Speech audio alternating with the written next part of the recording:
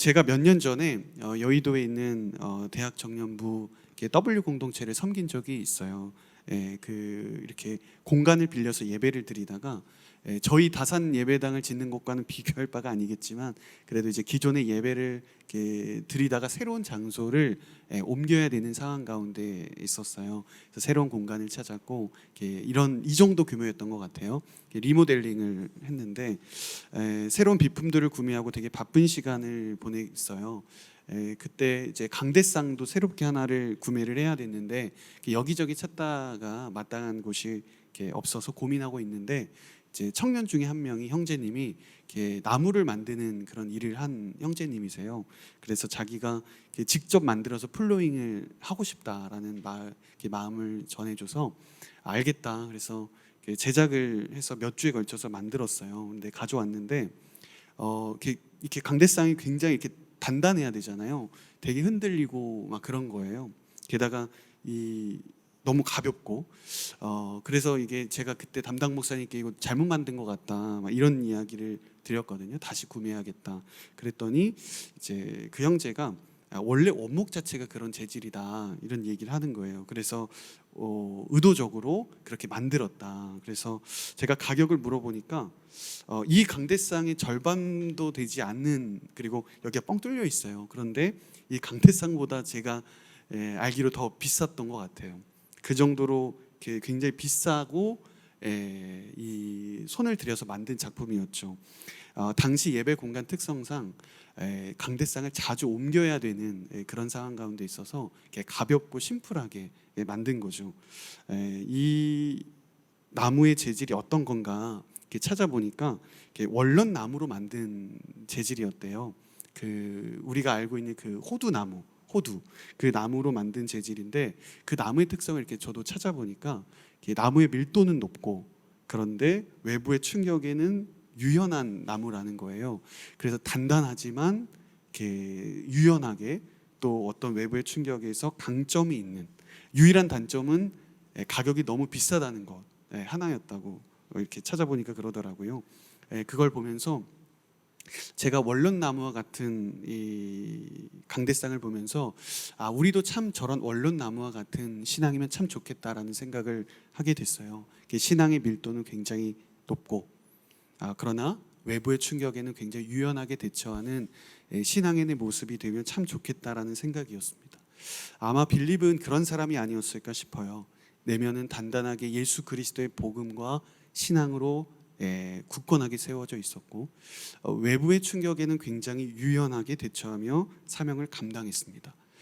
교회의 대대적인 박해에도 불구하고 강제적인 흩어짐, 예상치 못한 그런 상황에서도 불구하고 사마리아에 가서 그리스도의 복음을 전할 수 있었던 것은 그 안에 단단한 신앙과 그리고 어떤 외부의 충격 가운데서도 유연하게 반응할 수 있는 그런 넉넉함이 있지 않았을까 싶습니다. 오늘은 빌립의 두 번째 이야기를 여러분들과 나누고자 합니다. 빌립을 통해서 오늘은 전도와 관련된 말씀을 좀 깊이 살펴보고자 합니다. 첫 번째 주제는 전도의 시작입니다. 전도의 시작, 우리 26절 말씀 한번 읽어볼게요. 시작. 그때 주의 천사가 빌립에게 너는 예루살렘에서 가사로 내려가는 광야길을 따라 남쪽으로 가거라 하고 말했습니다. 빌립은 지난주에 저희가 나누었던 것처럼 사마리아에서 성공적인 사역을 했죠. 예루살렘 교회의 엄청난 핍박으로 인해서 어쩔 수 없이 가게 된 곳이었지만 그곳이 곧 그의 사명의 자리였습니다. 이제 주의 천사가 빌립을 새로운 곳으로 인도하는데 어디로 가라고 말해요? 광야 길로 가라고 말하고 있어요. 그동안 빌립이 어떻게 인도함을 받았어요?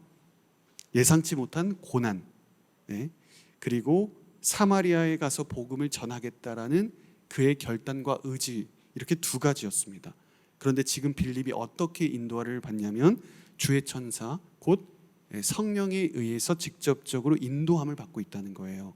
하나님은 외적인 상황을 통해서 우리를 인도하시거나 아니면 인간의 결단도 사용하십니다. 그런데 지금 보여지는 장면은 성령에 의해 직접 인도하시는 장면을 보여주고 있습니다. 이것을 단순하게 기계적으로 순서를 매길 수는 없지만 그러나 성령을 통해 직접 인도를 받는 것이 가장 높은 차원이 아닐까 싶어요. 지금 빌립이 일곱 집사 중에 한 명으로 선출됐잖아요. 그리고 나서 신앙이 점점 성장하고 있습니다. 지난 시간에 빌립은 유대인들이 그토록 꺼려하는 사마리아를 선택하고 그곳에 가서 결단하며 나아갔습니다. 그런데 그 역설적으로 그 사마리아에서 빌립은 더욱더 크게 성장한 거예요. 이렇게 영적인 성장과 성숙은 내가 원하고 편안한 자리에서 일어나는 것이 아니라 이렇게 때로 힘들고 어렵고 내가 도저히 이 일을 감당하기 어려울 엄청난 결단이 아니면 설 수 없는 그 자리를 우리를 보내심으로 하나님은 우리들의 영적 성장과 성숙을 이루신다는 거예요. 그때 우리는 더욱더 세밀한 하나님의 음성을 들을 수 있게 되는 거예요. 그래서 그동안의 신앙의 성장을 통해서 그리고 성령의 직접적인 인도를 통해서 빌립을 인도하셨는데, 그렇다면 왜 하나님은 신앙의 성장을 이루게 하시고 그리고 성령을 통해 직접 우리들에게 말씀하시는가? 과연 주님이 어떤 의도가 있을까 하는 거죠. 오늘 본문을 보면 바로 전도라는 거예요. 하나님께서 우리의 신앙을 왜 성장시키고 우리를 왜 성숙하게 하시는가? 그리고 성령님이 왜 우리들의 삶에 깊이 관여하시는가? 바로 전도를 위해서라는 거예요. 그렇기에 전도의 시작도 성령님이시고, 그리고 전도를 하는 과정도 성령님이 하시고, 그리고 전도의 열매도 성령님께서 주관하신다는 사실을 우리는 기억할 수 있어야 합니다. 전도는 나의 인간적인 노력만으로 완성되거나 시작하는 게 아니라 철저하게 성령의 인도하심 통해서 이루어지는 일이에요. 저희가 읽었던 26절을 보면 성령께서 빌립에게 광야길 남쪽으로 가라고 이야기를 하십니다. 그러니까 본격적으로 성령님께서는 빌립을 통해 전도를 시작하세요. 그러니까 우리가 살아가면서 이렇게 우연하다라는 말을 많이 사용하지만, 물론 그럴 때가 있지만 하나님은 모든 만남을 주님의 섭리 가운데 인도하십니다. 그래서 세상적으로는 그것을 우연하다, 우연이라고, 행운이다라고 말하지만 우리 믿는 사람들에게는 하나님의 은혜요 섭리라고 고백하는 거예요. 이제 이렇게 하나님께서 만나게 하는 모든 사람은 주님 안에서 전도의 대상이 되고 섭리가 된다는 것을 우리는 알 필요가 있습니다. 살면서 만나게 되는 모든 사람은 성령의 인도하심 가운데 만나게 하시는 거예요. 하나님이 허용하시지 않으면 단 한 사람도 우연하게 만날 수 없는 거예요. 그래서 모든 사람은 전도의 시작이 되는 대상이 되는 것입니다. 그럼 이제 전도를 하나님께서 시작하셨다, 성령께서 인도하셨다면 전도의 방법은 어떻게 진행되어야 되는 것일까 하는 거죠. 그 두 번째로 저희가 전도의 방법을 좀 오늘 본문 가운데 살펴보고자 합니다. 첫 번째로는 믿음으로 순종하는 것입니다. 우리 함께 따라해 볼까요? 믿음의 순종. 믿음의 순종이다. 우리 27절과 28절 한번 읽어볼게요. 시작. 그래서 빌립이 일어나 가다가 길에서 에티오피아 내시를 만났습니다. 그는 에티오피아 여왕 간다게의 재정을 맡은 고위 관리였습니다. 이 사람이 예루살렘에 예배드리러 갔다가 본국으로 돌아가는 길에 마차에 앉아 예언자 이사야의 책을 읽고 있었습니다. 아멘. 전도의 시작은 성령이셨고, 이제 전도를 하기 위해서 필요한 첫 번째 방법은 무엇인가? 주님의 말씀에 순종하는 일이다라는 거예요. 사실 성령께서 빌립에게 명확한 장소를 찝어주시지 않았어요. 예루살렘에서 가사로 가는 광야 길을 따라 남쪽으로 가라 이렇게 얘기하셨죠. 마치 우리가 구리에서 서울역까지 가는 도로를 따라서 그쪽 방향으로 가라 이 정도만 얘기하신 거예요. 그러니까 구체적으로 좌표를 찍어주시거나 우리에게 도로명 주소를 알려주셔야 우리가 그 자리에서 기다릴 거 아니에요. 그런데 그 방향만 알려주셨다는 거예요. 게다가 심지어는 광야길에 가라고 말씀하세요. 아무도 없는 광야 한복판으로 하나님께서 보내주십니다. 그러니까 주님께서 빌립에게 왜 가야만 하는지, 너를 왜 내가 보내는지, 무엇 때문에 가는지, 왜 그곳으로 보내야 되는지 전혀 말씀하시지 않았다는 거예요. 하지만 빌립은 주님의 말씀을 따라 순종합니다. 말씀하신 길을 따라 걸어요. 27절을 보면 우리말 번역에는 빠져 있는데 이두라는 단어, 헬라어가 있어요. 이 단어가 어떤 뜻이냐면 보라, 영어로 behold, 마침내, 이런 감탄사입니다. 이게 원문에는 들어있는데, 그러니까 원문을 직역하면 그래서 빌립이 일어나서 갔다. 보라, 마침내 에티오피아 내시였다. 이렇게 에티오피아 내시를 보고 감탄하는 장면입니다. 그러니까 빌립이 에티오피아 내시를 보고 깜짝 놀라서 감탄한 상황이라는 거예요. 왜냐하면 빌립은 지금 예루살렘에서 성령의 음성만으로 70km가 넘는 거리를 이동했어요. 어떠한 방향과 제대로 된 이정표가 없이 갔어요. 그때 에티오피아 내시를 보자, 광야 한복판에서 그 사람을 보자 하나님께서 왜 나를 이 자리에 보내셨는지, 그리고 그 자리에 하나님께서 왜 나를 그렇게 먼 거리를 하나님께서 이동하게 하셨는지를 순간적으로 깨닫게 되었다는 것입니다. 그래서 때로는 하나님께서 처음부터 모든 것을 말씀하시지 않아요. 나를 순종하는 자리에서 우리를 보내심으로 그 보내시는 자리에서 한 걸음 한 걸음 믿음으로 순종하며 나아갈 때 하나님은 그 자리에서 세밀하게 그때그때 알려주실 때가 사실은 더 우리들 가운데, 삶 가운데 더 잘 느껴지죠. 하나님은 우리를 모든 것을 말씀하시지는 않지만 그러나 세세하게 걸음걸음마다 인도하시는 분이심을 우리는 믿습니다. 그러나 믿음으로 순종하면 우리가 주님은 우리에게 놀라운 일들을 보여주신다는 거예요. 당장에 보이지 않고 왜 내가 가야 하고 그 자리에 내가 왜 있어야 되는지 하나님은 말씀하시지 않고 이해되지 않을 때가 있지만, 그러나 반드시 믿음으로 순종할 때 하나님은 우리에게 그 자리에 왜 내가 있어야 하는지를 알게 하세요. 지금 빌립이 만나야만 하는, 반드시 만나야만 하는 이 에티오피아 내시를 만났습니다. 보게 하셨어요. 꼭 모든 것을 알아야만 가는 게 아니라 순종의 발걸음을 먼저 내딛는 것이 중요한 전도의 시작이고 전도의 방법이라는 거예요. 그럼 두 번째, 우리가 이 믿음으로 순종한다면 하나님은 대상자를 준비해 놓으시는 것을 보게 하신다는 거예요. 우리 29절에서 31절까지 한번 읽어볼게요. 시작. 그때 성령께서 빌립에게 저 마차로 가까이 다가가거라 하고 말씀하셨습니다. 빌립이 마차로 달려가서 그 사람이 예언자 이사야의 글을 읽는 것을 듣고 그에게 지금 읽고 있는 것을 이해하십니까? 라고 물었습니다. 그러자 그는 설명해 주는 사람이 없는데 내가 어떻게 알겠소? 라고 대답하면서 빌립에게 마차에 올라와 자기 곁에 앉으라고 부탁했습니다. 아멘. 우리에게 필요한 것은 믿음의 순종이었어요. 오직. 그러면 주님은 우리들에게 복음을 들어야 할 대상을 보내주시고 보여주시고 미리 대상자가 복음을 받아들일 수 있을 정도로 하나님은 준비시켜 놓으신다는 것입니다. 에티오피아 내시는 에티오피아 여왕 간다게의 재정을 맡은 고위 관리였어요. 여왕의 재정을 맡은 사람이었다면 상당한 권력과 그런 명예와 물질을 가진 사람이었을 거예요. 마차를 타고 호의를 받으러 간다. 그리고 사람들이 함께한다. 아마 그가 가지고 있는 위치, 그가 가지고 있는 권력을 이렇게 짐작하게 하죠. 그는 예루살렘에 예배드리러 갔어요. 그리고 나서 다시 돌아오는 길에 빌립을 만난 거예요.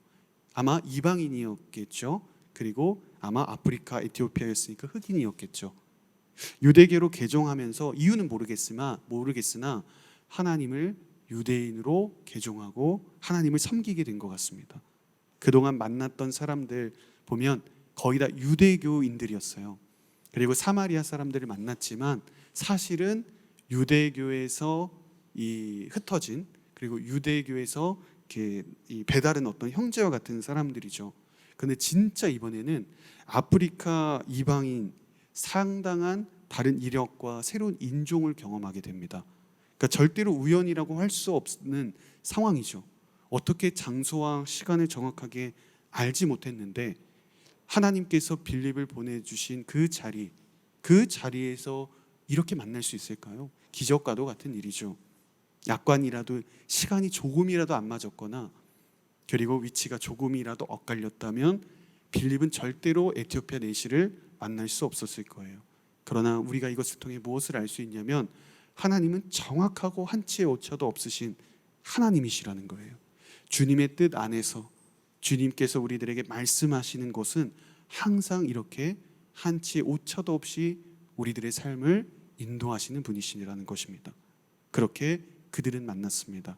그러니까 빌립은 이러한 하나님의 세밀한 섭리를 보고 세밀한 인도하심을 보고 에티오피아 내시를 보자마자 감탄하면서 이 사람이 내가 만나야 될 사람이구나.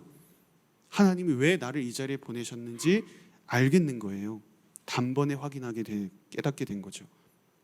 이렇게 성령님은 처음부터 모든 것을 알려주시지 않지만 그러나 믿음의 순종으로 발걸음을 내딛는 그 사람에게 가야 되는 걸음걸음 세밀하게 모든 것 하나하나를 가르쳐 주십니다.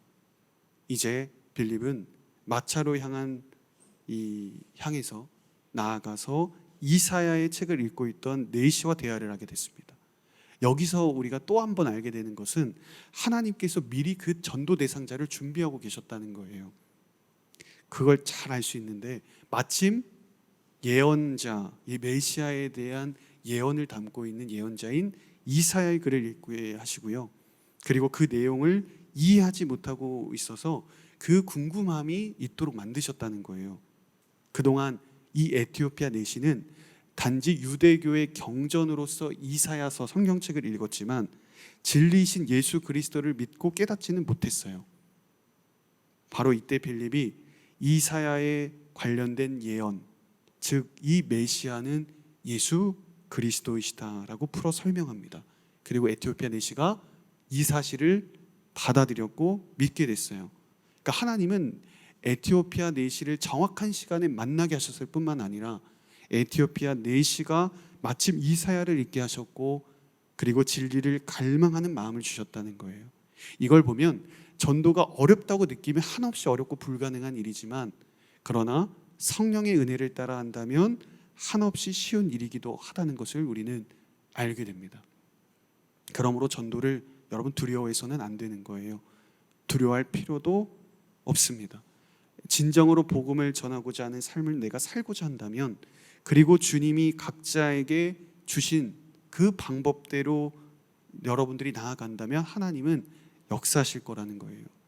관계로 전도하는 사람은 관계로 하나님께서 사용하실 것이고 온라인이나 영상의 강점이 있는 사람은 그것을 통해 전도하게 하실 것이고 문화의 장점이 있는 사람은 그것을 통해서 전도하게 하신다는 거예요. 중요한 것은 내가 전도할 마음이 있는가, 정말로 내가 주님 앞에 복음을 전하는 삶을 살기로 결단하는가, 이것이 중요하다는 것입니다. 만약 우리가 믿음으로 마음으로 결단한다면 하나님은 여러분들에게 전도 대상자를 만나게 하실 뿐만 아니라 그 전도 대상자가 복음을 받아들일 수 있도록 마음을 열어 준비케 하실 것입니다. 전도의 방법 첫 번째가 우리가 믿음으로 순종하는 것이다 라고 말씀드렸죠. 두 번째가 순종하면 주님께서 미리 대상자를 준비해 놓으신다고 했어요. 세 번째로 대상자를 만나면 우리는 그리스도를 전파해야 되는 겁니다. 우리 세 번째 예수 그리스도를 전파하는 내용입니다. 우리 34절과 35절 한번 읽어보겠습니다. 시작. 그가 빌립에게 이 말을 듣고 누구를 두니까 예언자 자신을 두고 한 말입니까? 아니면 다른 사람을 두고 한 말입니까? 라고 물었습니다. 그러자 빌립이 그의 입을 열어 바로 그 성경 구절로부터 시작해서 예수에 대한 복음을 전해 주었습니다. 아멘. 복음이란 예수 그리스도이시죠. 내가 복음을 전한다는 것은 예수 그리스도를 전한다는 거예요. 예수 그리스도를 전한다는 것은 예수 그리스도의 십자가와 부활을 전하는 거예요. 모든 성경은 예수 그리스도를 향하게 되어 있어요. 진리에 대한 갈망은 수많은 윤리적인 가르침으로 해결되지 않아요. 유튜브에 요즘 많은 삶의 지혜가 있지만 그걸로도 해소되지 않아요. 오직 죄와 사망을 이기시고 3일 만에 부활하신 예수 그리스도를 믿는 믿음만이 우리들의 인생의 진정한 갈증을 해결하실 수 있다는 것입니다. 얼마 전에 그 아내가 되게 친한 친구를 만나고 왔어요. 집에 저도 잘 아는 관계인데 재밌게 잘 놀다 왔냐라고 이렇게 물어봤는데 어떤 얘기를 했냐 이렇게 이야기를 나누게 됐는데 복음을 전했다는 거예요. 그런데 그분은 그러니까 그 아내 친구는 저와도 잘 알고 공동체에도 같이 있었고 그 교사도 섬겼거든요. 그리고 새벽 기도도 잘 나왔어요. 함께 열심히 봉사했던 분인데, 그래서 제가 이제 복음을 전했다고 하니까 이해가 잘 안 됐는데 자세히 들어보니까 그 몇 년 전에 인생에서 많은 어려움을 겪어서 신앙의 회의에 빠져서 잠시 교회를 이렇게 떠나 있었다는 거예요. 그러니까 교회도 가기 싫고 나아가서 다른 사람만 잘 되는 것처럼 보인다는 거예요. 하나님이 정말로 나와 함께 하신지 모르겠다는 거예요. 단지 모르겠다는 그 마음만 가지면 모르겠는데 이제 교회를 등지고 하나님은 정말 계시는 것인가 의심을 한 거죠. 완전 영적 침체에 빠진 거죠.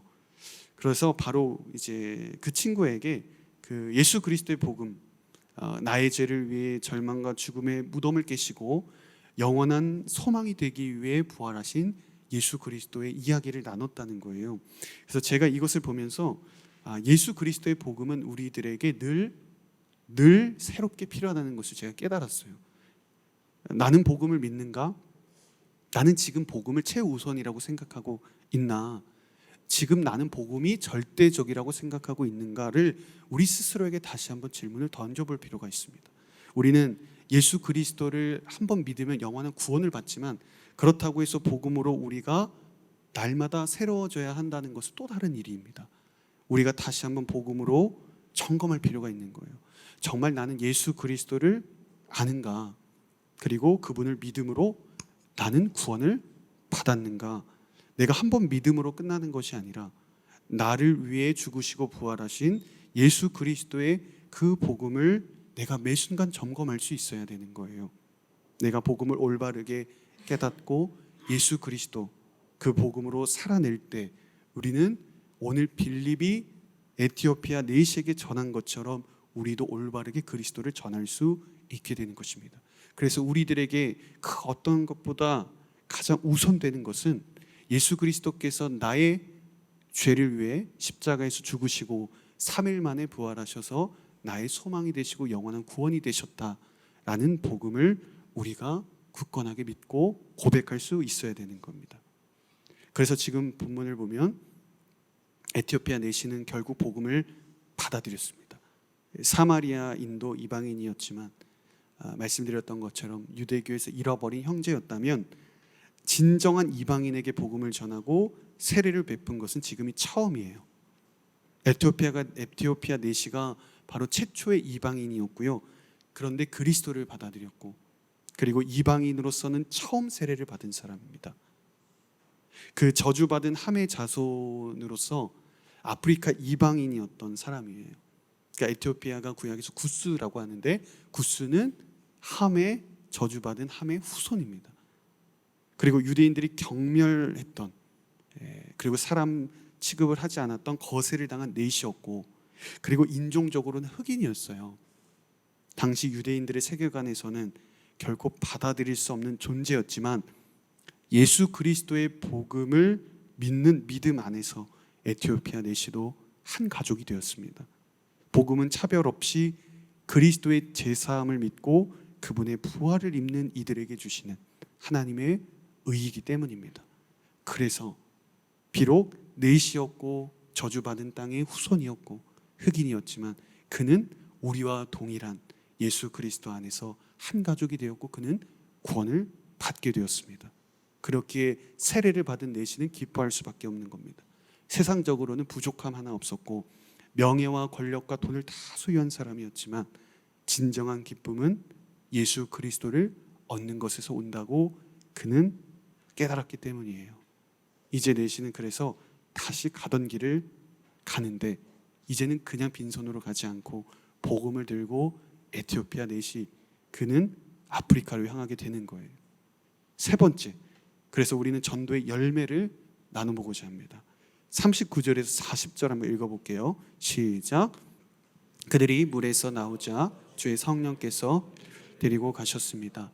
내시는 그를 다시 볼 수 없게 됐으나 매우 기뻐하며 가던 길을 계속 갔습니다. 빌립은 아소도에 나타나 가이사랴에 도착할 때까지 모든 마을들을 두루다니며 복음을 전했습니다. 아멘. 전도의 열매 첫 번째는 에티오피아 내시였습니다. 그러니까 복음을 받아들인 내시는 예루살렘으로 되돌아가지 않았어요. 빌립은 복음을 붙들고 그리고 그 자리에서 머물러 있지도 않았습니다. 복음의 기쁜 소식을 들고 에티오피아에게 가서 전해야 했기 때문이에요. 빌립 한 사람으로 인해서 사마리아가 변화되었잖아요. 이제 이 내시를 통해 에티오피아, 아프리카 땅이 변화되는 거예요. 주님은 단 한 사람 때문에 빌립을 이렇게 70km가 넘는 지역으로 부르셨어요. 세상적으로는 비효율적인 일이에요. 그러나 그리스도 안에서는 결코 비효율적이지 않고 거룩한 시간 낭비인 거죠. 내시는 그래서 결코 단지 한 명이 아니라 한 민족이자 그는 한 국가이자 한 열방입니다. 이제 그로 말미암아 아프리카 대륙에 복음이 들어가고 예수 그리스도가 고백되어지는 땅이 될 것이기 때문입니다. 그래서 지금도 에티오피아가 아프리카에서 기독교 인구가 제일 많은 나라가 되었다는 것을 보면 참 하나님의 섭리와 은혜는 놀라운 것을 우리는 보게 되죠. 그럼 전도의 열매 두 번째는 빌립이었습니다. 빌립은 어디로 갔어요?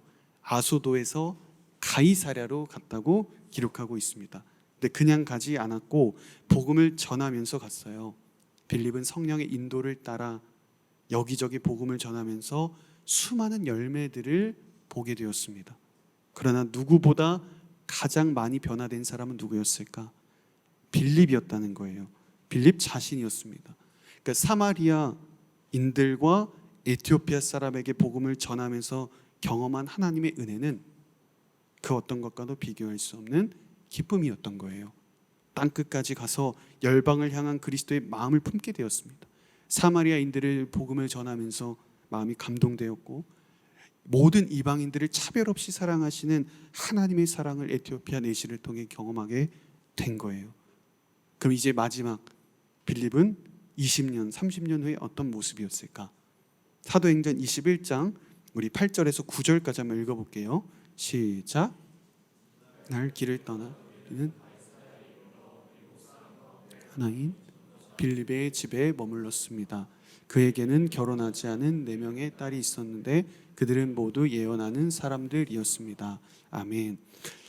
가이사라에 가서 복음을 전한 빌립은 이제 우리가 이 40절을 보면 가이사라까지 갔다라고 하잖아요. 아마 거기에 이제 머물게 되었던 것 같아요. 가정을 꾸리고 이제 4명의 딸을 낳았는데 8장에서부터 우리가 생각을 하면 약 20년에서 30년 후의 일이 사도행전 21장이에요. 그러니까 빌립은 더 멀리 가서 복음을 전하고 정착하진 않았지만 그의 딸이 4명이 다 예언자였다라고 소개하는 것을 볼 때 아마 자녀들을 선교사로 아마 목회자로 이렇게 키운 것 같습니다. 여전히 자신의 삶의 반경 안에서 전도의 삶을 포기하지 않고 살아갔던 것 같아요. 그런데 제가 이렇게 이 말씀을 보면서 주목했던 것은 21장을 보면 빌립을 어떻게 소개하냐면 8절을 보면 전도자로 소개한다는 거예요. 예.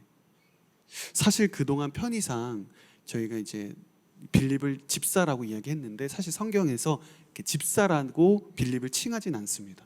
7명의 사람이다라고 하는데 정확하게 성경을 보면 말년의 글을 전도자였다는 것은 분명하게 기록하고 있어요. 복음을 전하는 사람 빌립이었다. 전도자 빌립이었다. 전 이걸 보면서 이 수식이 빌립에게 있어서 가장 그 어떠한 수식어보다 호칭보다 영광스러운 호칭이 아니었을까 이런 생각을 하게 됐습니다. 사람들은 자신의 이름으로 이름을 남기고 많은 업적을 남기고 싶어 하잖아요. 건물이든 어떤 연구물이든 물질이든 우리가 이 땅 가운데 살면서 가져가지 못할 천국까지 가져가지 못한 것을 우리는 남기면서 우리는 이 땅 가운데 살아가잖아요.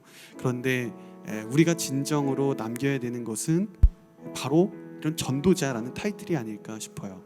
내가 전도한 사람들 그리고 내가 나로 인해서 주님을 만난 사람들 그들을 두고 천국에 들어가야 하지 않을까 싶어요. 먼 날 우리는 모두는 주님 앞에 설 거예요. 단 한 명도 예외 없겠죠. 근데 주님은 우리들에게 무엇을 물어보실까요? 여러분들이 얼마나 많은 업적과 돈과 명예와 권력을 남겼는가 물어보시지 않을 거예요. 얼마나 많은 이들에게 복음을 전했는가 이거를 물어보실 거예요. 많은 사람에게 복음을 전해서 그 사람 많은 사람을 회심했는가가 아니라 얼마나 어떤 상황 가운데서도 복음을 전하고 있었나, 이걸 물어보시는 거예요. 그래서 전도자 빌립, 이 단어는 그 어떤 훈장보다 가장 명예로운 훈장입니다. 이 세상의 그 어떤 것과도 바꿀 수 없는 가장 큰 칭찬이고 명예인 게 전도자였다는 빌립이었어요. 우리 모두 마지막 날에 하나님 앞에 서게 될 거예요. 그리고 이 땅의 사람들 앞에서도 마찬가지겠고요. 누구나 우리 모두가 이런 전도자로 불리면 참 좋겠다는 생각이 듭니다. 하나님 앞에서 여러분들이 전도자 누구, 이 땅 가운데서도 그는 전도하는 사람이었다라는 말이 있으면 참 좋겠습니다. 여러분들이 주님 앞에 그 서는 그날까지 하나님 앞에서 가장 명예로운 호칭인 이 전도자, 이 타이틀을 붙들고 한평생 전도의 삶을 살아가는 저와 여러분들이 되기를 주의 이름으로 축복합니다.